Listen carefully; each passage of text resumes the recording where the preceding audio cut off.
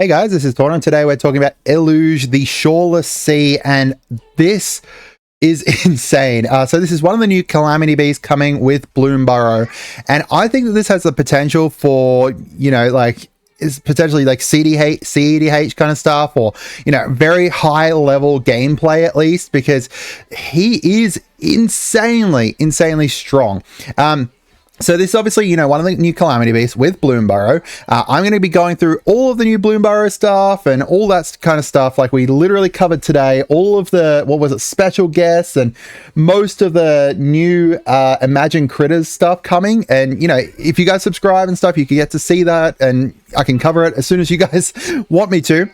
So Eluge is essentially a very strong spell slinger. Commander.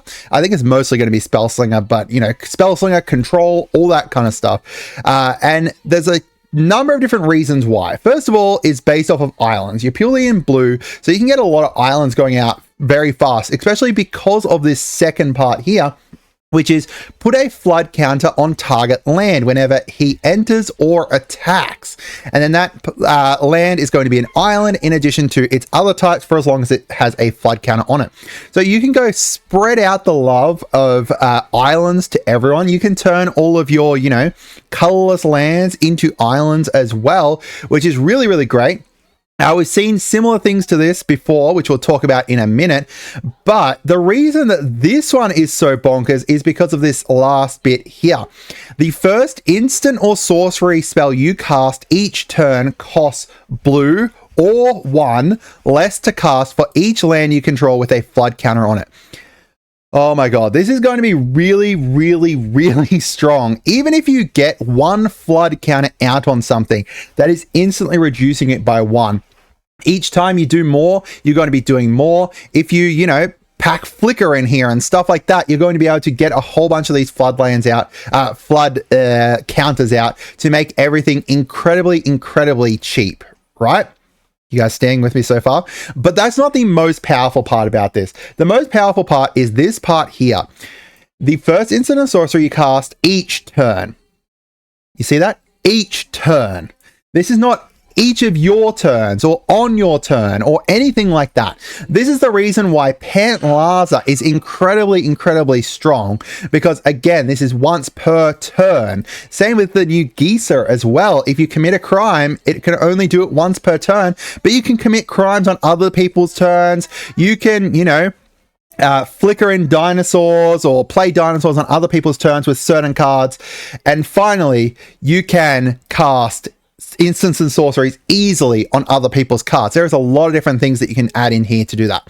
Now, before, we kind of go more into that kind of thing, there are a number of other cards that do flood counters, stuff such as the Flood of Mars. You can use Flood of Mars to get a whole bunch of extra flood counters out. We can use Sholatoyak. Now, obviously, if we're using Eluge as a commander, we can't use Sholatoyak, but you can use, Eluge within Sholatoyak, right? And create like a Simic spell slinger deck of some kind.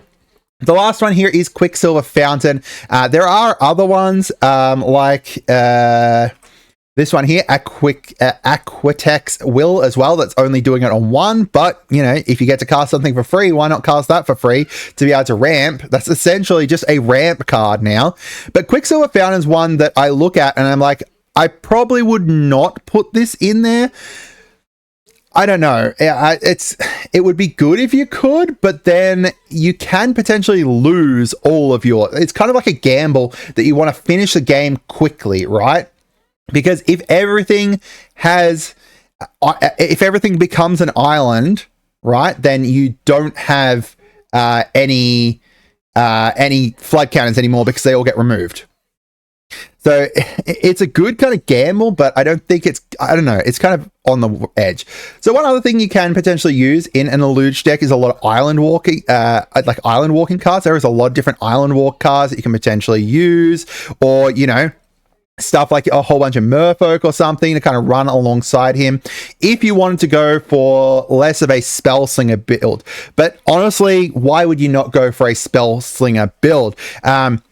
you know, if you include, there's a whole bunch of blue spell slinger based cards, whether it's, you know, giving these cards flashback, or instants and sorceries cost one less, or, you know, create a whole bunch of tokens when you cast instants or sorceries and stuff.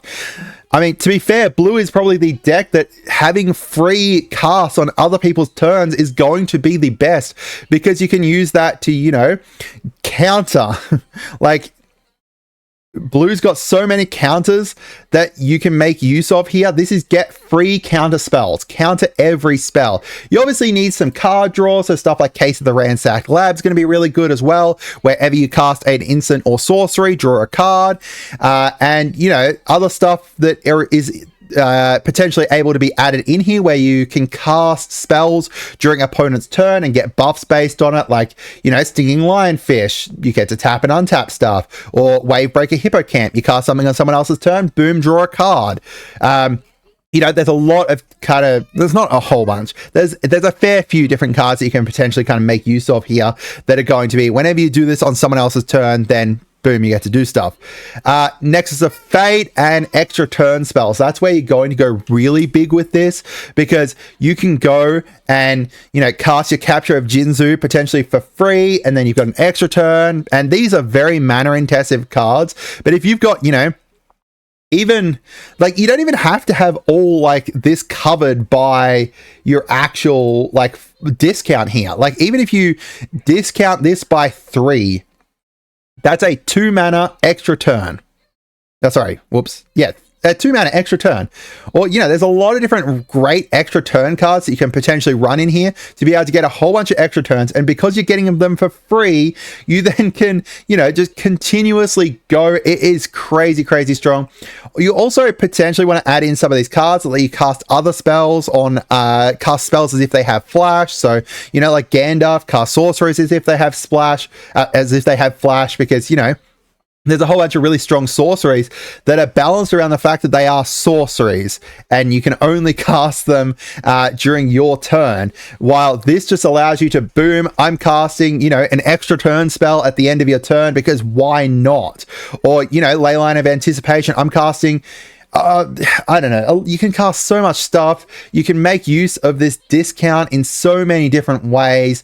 I am honestly will be surprised if this guy doesn't see some play in very, very high level EDH, if not CEDH.